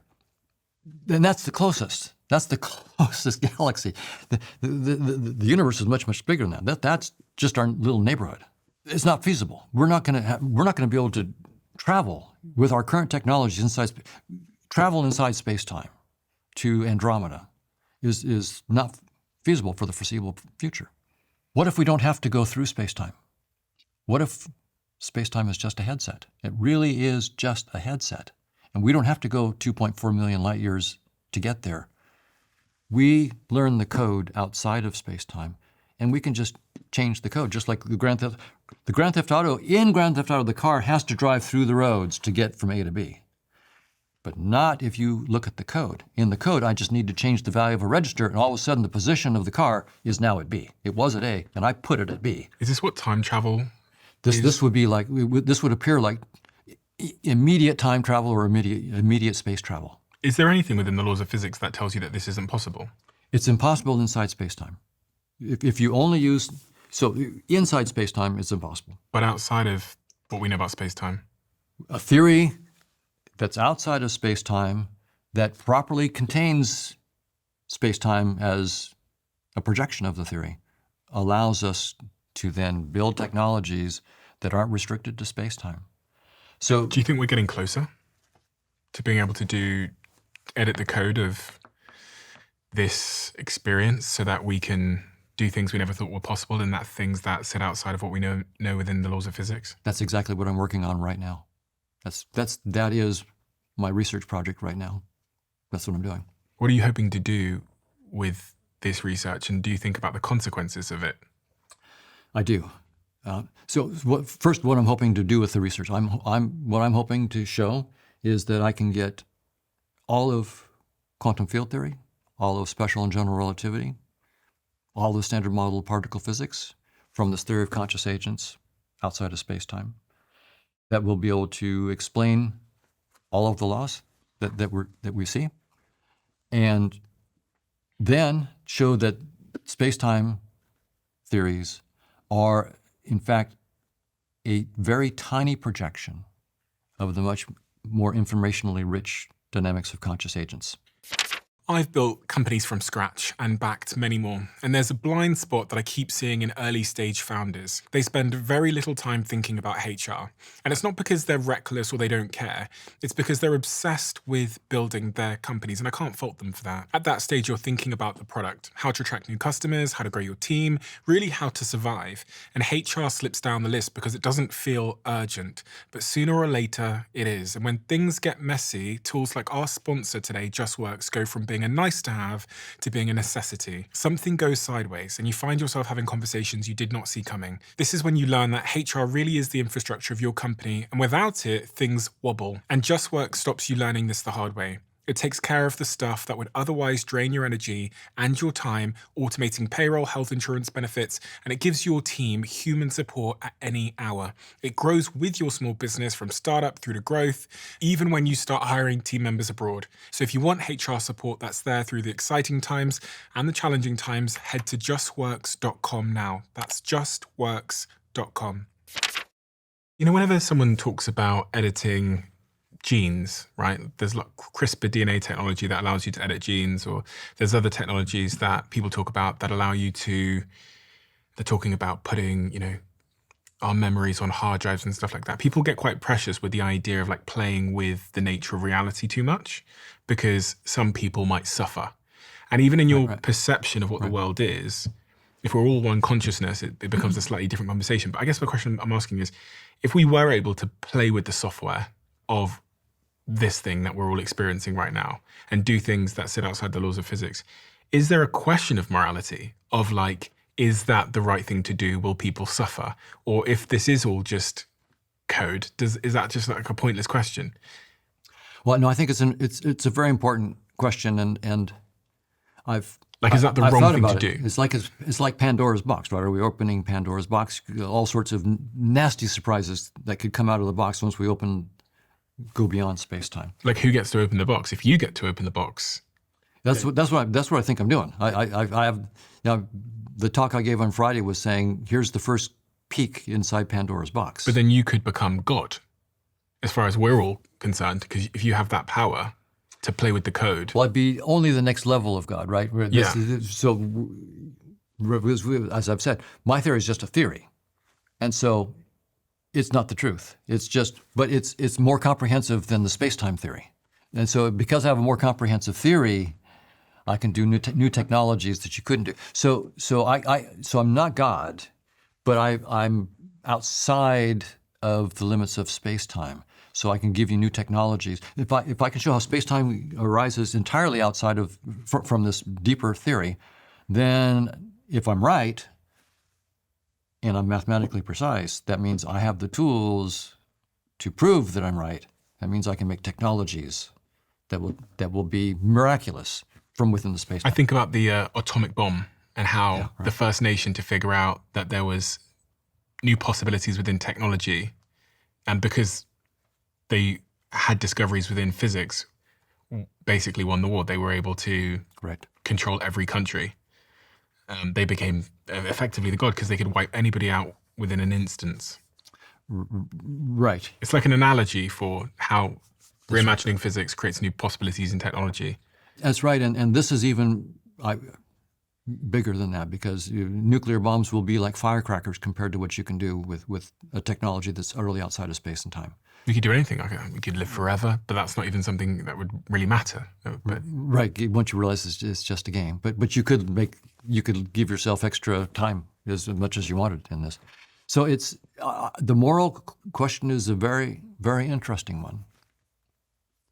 It's not to be taken lightly, either way. And ultimately, it may be very related to the question you asked earlier, which is about the nature of why did the one, if there is a one, allow all this kind of horrible pain and so forth. So I have a sense, and I can't defend it, that all is well. That even with the technologies, even if the technologies are really far more powerful than anything we've seen before, nothing can actually hurt the reality of the one. And all of the headsets are just headsets. They're taken off anyway by the one. They're just tried on and let go. Apparently the one, even without all this technology, has already, put Jesus on the cross. If that story about the one is correct, then it's given a thumbs up for choosing to do that because that, it did it. it was created cancer and the Holocaust and. That's right. So. But the one's relationship with the pain of the organisms it's create is different to the perception of pain in the organism itself, potentially. So like I hate pain, but maybe the one consciousness that we all share, that we all return to and came from, might see it as a useful signal or might not be subjectively bothered by it because it's choosing to do that. To do that. I agree with you. That seems to be a reasonable kind of conclusion. And in meditative practice, often what you find is, I always risk pretending that I'm further along than I'm not. So I'll just say I'm a neophyte.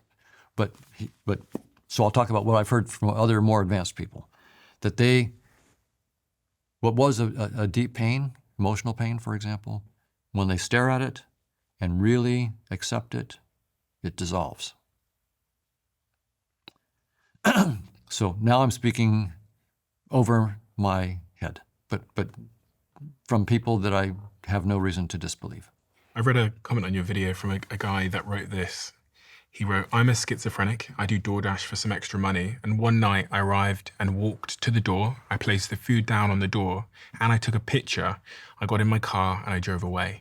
And 30 minutes later, the customer called me and asked me where the food was. And I told him exactly where it was. I remember taking the picture on his doorstep. So he took it up with DoorDash directly. Sometime later, I opened my back door and I saw his order on my back door. I was so confused why it was there. I remembered everything about going there and taking the picture. He said I was never there on his cameras. Apparently, I hallucinated the whole delivery. I was there, but must have never left the car or even drove up. What was I doing then? Was I staring blankly at the windshield with my eyes glazed over? I called him and apologized, but he already got his refund. I felt so terrible. I'm on medication and nothing works. It just goes to show how easily some misfirings in the brain can completely alter your sense of reality, but it also poses deeper questions about reality." I thought it was an interesting, Very. interesting point, but also it also speaks to when we talk about people that have various mental illnesses like schizophrenia that are experiencing the world entirely differently. It raises big questions about what consciousness is again. Absolutely. And someone might take that example and say, doesn't that show that brain activity is causing consciousness? And you get the wrong brain activity, then you get these false experiences and you get these illusions. So a lot of people take this as a victory point for the physicalist point of view. But there's another point of view, and that is think about the experiences that you have when you're dreaming. They can be very, very vivid. Mm-hmm. And you're in a dream, you are de novo creating that reality. That's not a reality that's there in front of you. You're creating that reality. So we know that you have the ability to project a reality, a very compelling reality. All of us do. Without schizophrenia, we do it every night in our dreams. So no surprise that we do that. And the way I view it is that it is consciousness that's making this particular headset, and it's consciousness that uses the headset in dreams to make the realities we see in the dreams, and it's consciousness that outside of space-time that also creates what we call the real reality when we're not dreaming. And if you construct the headset in certain ways, then you can get the dreaming stuff mechanism, for example, interfering with what you'd call the waking mechanism, and you could effectively. So I'm not saying schizophrenia is dreaming, but I'm saying I'm just giving this as an example of the kind of thing that could be. I'm not giving a diagnosis of this particular person. I'm about to leave this chair, as are you, and I'm going to go back to my life. Yeah. Where I'm building businesses. I've got a girlfriend, I've got a team, I've got plans for the future. I have all of these things. My listeners, they're sat at home, they're in a taxi, on a plane, train, walking, in a gym, wherever they might be right now. And I imagine that they're also looking for a conclusion here, a conclusive point of what all this means for me in my life and the things I had planned and how I should show up and treat people and act. Can you give me the conclusive point that all of this teaches you and us about how we should live our lives going forward, if everything that you've said about the nature of reality is accurate? Yeah, in a nutshell, I would say the critical thing practically is love your neighbor as yourself, because your neighbor is yourself. And second, reality is far more interesting and exciting than you could ever imagine. So never think that you know everything. Recognize that the moment you think you know everything, that's the moment that you're missing the astonishing reality that you're a part of. So always have a childlike curiosity. Always recognize that there's infinitely more than you've ever imagined so far. And that infinitely more is you. And on a point of removing some of the stress and suffering from my life,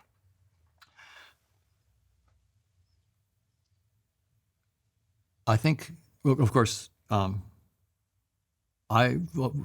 first some humble pie is required. I have stress and suffering. So I'm not speaking as someone who has transcended stress and suffering. So I speak as another fellow person with stress and suffering that is still dealing with it on a daily basis. Given that the humble pie, then I will say this. I think a lot of, and I'll make it personal, I think a lot of my problems, my stress, a lot of my suffering is because I believe illusions. To the extent that I believe that I need to become something at all, need to be better than I am in any way, need to prove anything to anybody else, that's an illusion. I'm already the infinite. I don't need to prove anything. Everything is already, so I don't need to get anywhere. I don't need to accomplish anything. I don't need to succeed at anything to become what I need to become. I'm already that. So the suffering comes from me forgetting who I am. I don't actually need to impress anybody, accomplish anything, because everything that I'm saying, I'm already making this all up. This is already me. I've already done all this. What more do I need to do? I am transcendent. I'm completely transcendent of this thing. And my suffering is not recognizing that. My suffering is entirely being caught in my avatar. This is just my avatar. It's not me. So my suffering is because I made this avatar. I let myself, on purpose, be identified with the avatar, knowing that I would be suffering because of that, and knowing that I needed to wake up. So I'm suffering because I'm identified with the avatar, but I put myself in that place because I really wanted to look at the world through this avatar. That's why I'm suffering. But eventually I wake up and I look and I see the avatar for what it is, and I realize that everything I was trying to do to prove that I was worthwhile and I was better than you, or not as bad as you think I am, or things like that, all of that was just, all the pain and suffering was because of an illusion. But I needed to do that. I needed to look at myself from that perspective for a while, in part to find out who I am by finding out who I'm not. I'm not just that avatar. Do you find yourself toggling back and forward between this realization and then the avatar, especially when times are hard? Do you find yourself reminding yourself in difficult moments that this is just an avatar and you're transcendent? Is that a useful, active practice in your life? Because that's one of the things I take away from this is when I walk over there and I go on my phone or my laptop and I get some shitty email, I could just remind myself that this is all just, I'm transcendent and this is a game that I'm playing, and that will help me move through that situation. It is very practical in that way, because if it really is true, I mean, well, we'll put it this way. From a big perspective, we're all going to die. Mm-hmm. And if I asked you, who was the most rich and famous person in 1743? Who knows and who cares? Same thing about us. 1,000 years from now, is anybody going to know our name? No. Anybody going to care? No. So that's really important to see. No one's going to care. And does that mean that I'm worthless, I'm pointless, I'm meaningless? No, it means you're infinite, and this is just one of the games you're playing, and enjoy it, and enjoy. And don't try to get your identity from this game. In some sense, you're getting your identity from finding out that you're not this game. That's how you're learning about who you really are, is to know, I thought I needed to be, for example, the CEO or the professor or whatever it might be, and to, get all these accolades and so forth. And that motivated me for a while. And then I realized, no one's going to really care. And in fact, you know what? I don't really even care. That was just a game I had to play, and I'm not that. And I learned that I transcend that. So it is practical. It is practical in a very, in some sense, life is full of all these irritations, things that go wrong, all the time. The lesson of life is to just say yes to whatever happens. Just, this is what happens. This is what needs to happen. And to not resist. In some sense, I am the infinite. I put myself in this game, and I am smart enough that it's a good game. So, hey, just go with it. So, things go wrong. Now, that's easy for me to say. If you asked me this when I'm on the ER, which I was, with my heart about to fail and so forth, now my emotions are going crazy. Yeah, I'm thinking about my wife. I'm saying goodbye to my wife, and so forth. It's hard to have a nice, dispassionate thing going on like I'm talking about now in that situation. But I think people more further along than me in letting go of identification with I'm still tied to my avatar quite a bit, right? So that's why I suffer. But there are people, I think, spiritual people, maybe the Dalai Lama, probably Jesus, Eckhart Tolle. There are people like that who I think really have disidentified from their avatar. And I think they probably just don't suffer. They might have physical pain, but they don't suffer. Should love therefore be unconditional?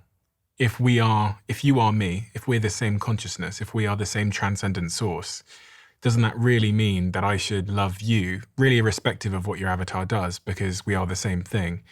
Well, I would say unconditionally, yes. And I would also say that Jesus said that. Jesus, in the Sermon on the Mount, basically said, do not judge, period.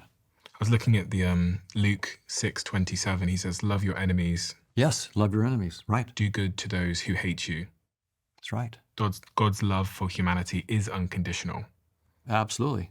And he said the same thing about the people that were crucifying while he's hanging on the cross. I mean, that is one of the most profound images I've ever seen, is a guy hanging on a cross forgiving the ones who are killing him right at that moment. And that's where it's real. In the Gita in Hinduism, in the Gita 9:29, it says, I am the same to all beings. He who worships me with devotion is in me, and I in him. Judaism says, love your neighbor as yourself. Yeah. Islam says, my mercy encompasses all things. Across all religions, unconditional love is not just an emotion, it's a spiritual discipline and a reflection of the divine. It means loving without ego, expectation, or fear, the ultimate challenge and the ultimate freedom. I completely agree. Yeah, and that's right. So it's really about letting go of judgment. We tend to judge other people. So Jesus was very clear about this. He said, "Don't judge, period, and don't condemn other people." So for those who are followers of Christ, if you judge somebody else, then you're not following Christ. Are you religious? I'll put it this way: I was raised in a fundamentalist Christian church. My dad was a pastor for a while in a church. My own attitude about I think that the Bible has good stuff in it, and I think that, as I've pointed out, I think it has bogus stuff, stuff that where they say women can't talk in church. I think it's completely bogus. So I have to have a nuanced view. When Jesus says, "Love your neighbor as yourself," I think that that's deep and right. And I wouldn't say I'm a card-carrying believer in any particular religion. I am a believer that consciousness, there is one consciousness, and that you and I are it. And I think that Buddha and Jesus and Muhammad and a bunch of people were very, very helpful avatars to help other avatars sort of wake up to their true nature. Do you think much about AI? It's the topic of many conversations these days. There's a lot of doom and gloom around it. There's a lot of people talking about efficiencies. But I wondered if it at all sort of overlaps with any of your work on the nature of reality and the case against reality. Very much so. I'm thinking about AI a lot since I've been in AI since 1979, and you took a class with the guy who basically is known as one of the inventors of AI. yeah, with Marvin Minsky, right? Yeah. So all my research, I did my PhD research on Lisp machines in the Artificial Intelligence Lab at MIT.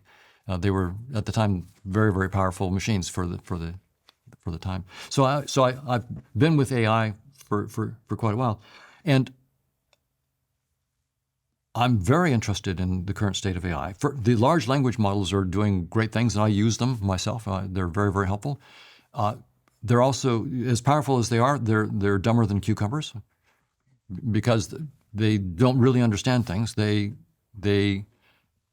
have incredible memory. They've read so much literature, so they have, and all they do effectively, they're computing lots of correlations. Beautiful what they can do. It's amazing what you can do with correlations, but they're not truly intelligent. There's some work by Carl Friston and a new company where they're using something called active inference as a new mode of doing artificial intelligence. The idea there is that I should have a model of the world where I can anticipate what's going to happen and not be surprised. And that's sort of the approach that Friston is taking and his company is taking toward this.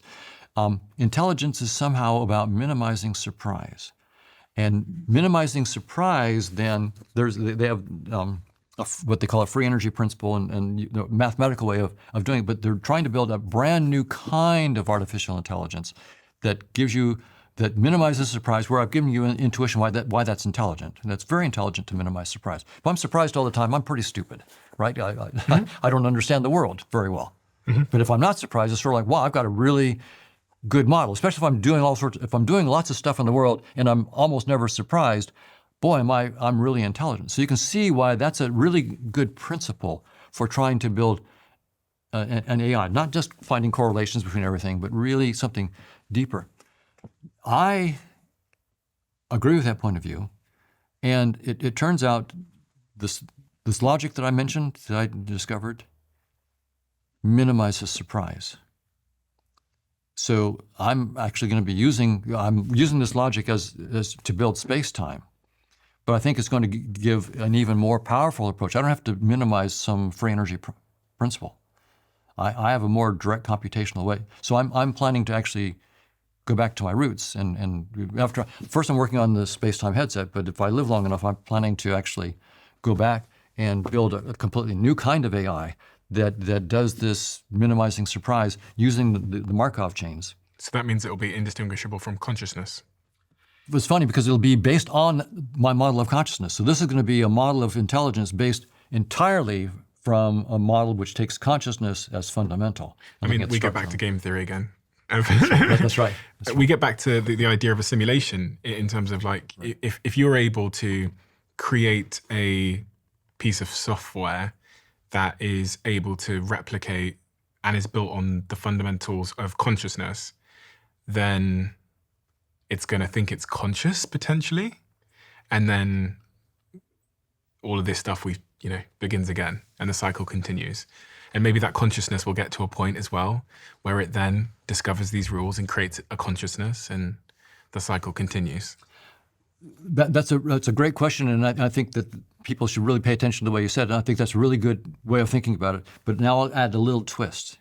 From the point of view in which I'm saying that I'm starting with consciousness being fundamental, and I'm discovering these rules, and so I'm not going to build an AI.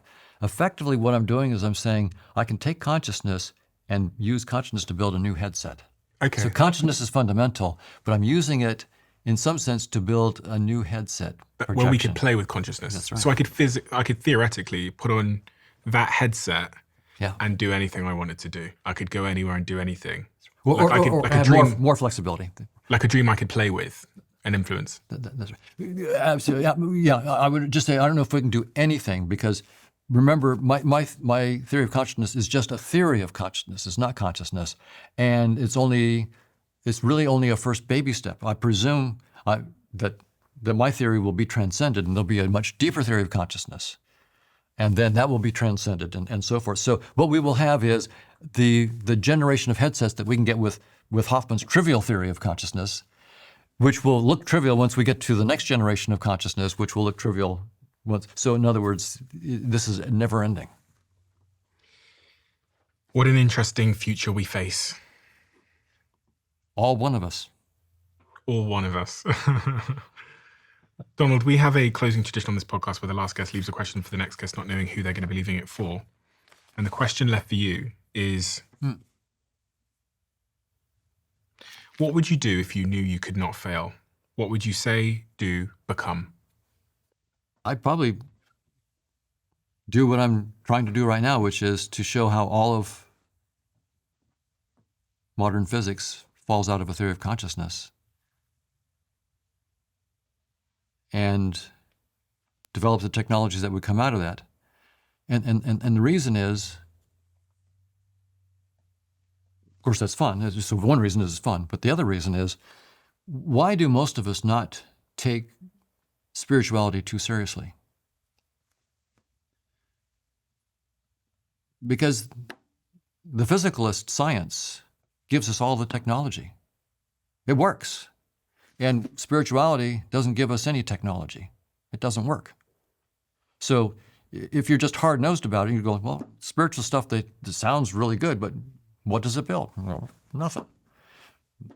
Physical stuff says, oh, we maybe don't need the spiritual stuff. And look what they give us our laptops and electricity. And so, but what if we change the game and all of a sudden the spiritual theory gives us technologies that are impossible with a theory that says that space-time is fundamental? Brand new, all of a sudden the game has changed. Now the technological advantage goes to those who say that space-time and physical stuff inside space-time is not fundamental. Okay, so now it's no longer the smart person who is a physicalist. It's the smart person who says all of the evidence from science and technology is in favor of something beyond space-time. So maybe those people weren't crazy after all.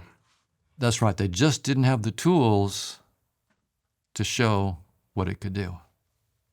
Donald, thank you so much for doing the work that you do. It's so incredibly important because it once again challenges the paradigm, the box in which we live, and it asks us and invites us to consider something beyond that. And actually, when we think about all human discovery that's moved us forward, it starts with someone who's willing to suggest that there might be more to know. And that's exactly what you do. You make me feel dumb because you make me realize that you make me question all of the assumptions that I've built my life on. And actually in doing so, one of the great byproducts of that is you can start to realize that some of the things you've constructed cause much of your suffering, and that those things are not necessarily true. And if those things aren't true, then I have greater choice and optionality over how I feel, how I experience the world, the choices I make, the feelings I have, and the life that I live. And that's actually freeing for me to realize that the cage, the prison that I see and that I experience might not be all that there is. And I highly recommend everybody goes and checks out your book if you want to dive deeper into these subjects. It's called The Case Against Reality: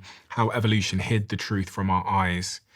And there's a quote on front of it from Deepak Chopra, who's a former guest, that says, "Read this book carefully and you will forever change your understanding of reality. It's exceptional. It's accessible, and it creates wonder, which I think is the path to a wonderful life." So thank you so much, Donald, for the work that you do. Thank you, Steve. Truly fascinating. And thank you for helping me simplify some of these concepts so that we could all understand them. This has always blown my mind a little bit.